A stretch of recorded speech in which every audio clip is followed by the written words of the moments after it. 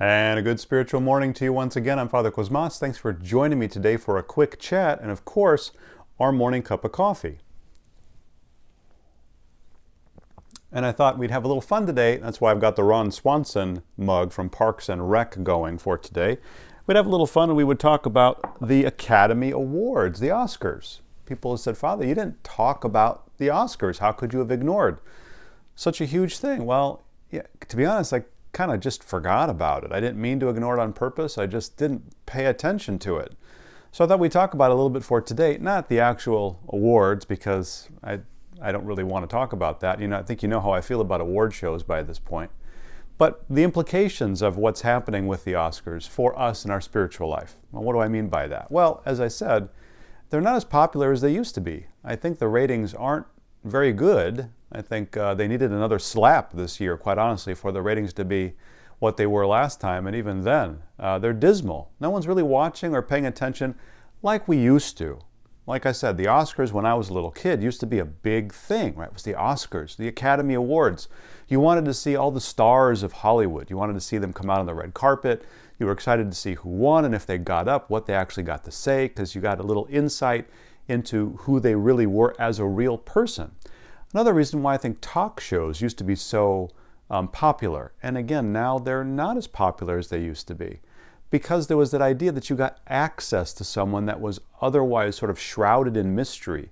These stars that they played, roles and they acted, but we didn't really know who they were. When they went on a talk show, you got to see who they really were. They got interviewed, they answered questions, right? They were themselves.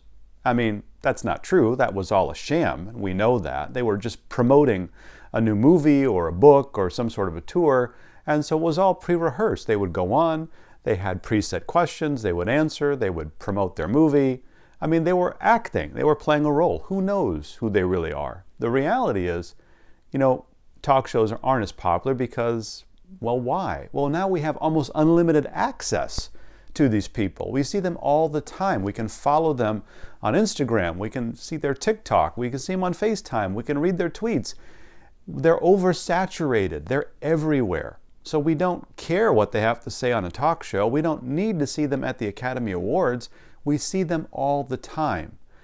The mystery has been taken away. Social media has made them so ubiquitous that the mystery is gone. And now we have too much access to them.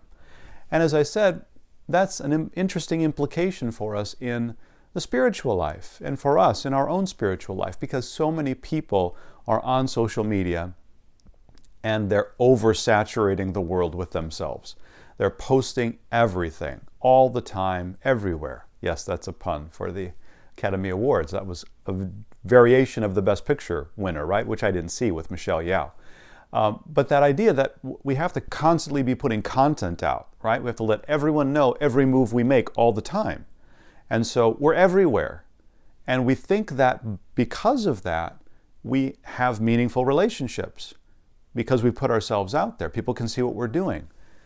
But it might sort of be substituting these sort of virtual relationships, these sort of, pseudo relationships, substituting that for real relationships.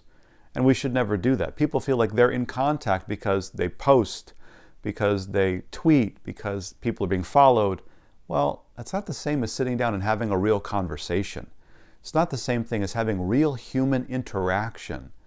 And we need that real human interaction. It's healthy. It's unhealthy to insulate ourselves and think, well, I'm okay. I'm being social. I'm on social media. That's not the same thing as being social. Being social means actually going out, leaving your house, spending time with people that are important to you in your life.